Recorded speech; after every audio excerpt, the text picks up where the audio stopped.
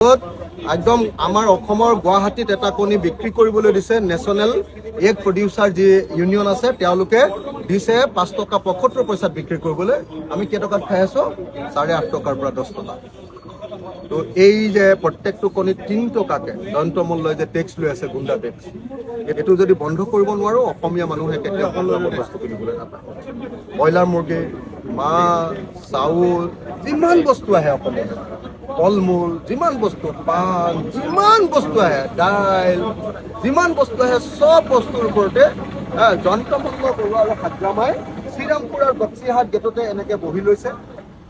এনেকে পইচা তুলিছে আৰু এই পইচাটো দিছপুৰলৈকে আহিছে গতিকে এইটো যদি বন্ধ কৰাব নোৱাৰো অসমীয়া জাতি নাবাছে সেইকাৰণে মূল্য বৃদ্ধি যদি ৰোধ কৰিব লাগে যন্ত্ৰমূল্য বৰুৱাক গলাত ধৰি যন্ত্ৰমূল্য বৰুৱাক গলাত ধৰি অসমীয়াই সিন্ডিকেটৰ পৰা গুণ্ডা টেক্স লোৱাৰ পৰা ঠেলি পঠিয়াব লাগে যন্ত্ৰমূল্য বৰুৱাক গলাত ধৰি গলাত ধৰি এই গুণ্ডা টেক্স লোৱাৰ পৰা অসমীয়া মানুহে খেদি দিব নোৱাৰে তেতিয়াহ'লে কণীৰ দাম 3 টকাত দি থাকক এক্সট্ৰা যন্ত্ৰমূল্য পকেটত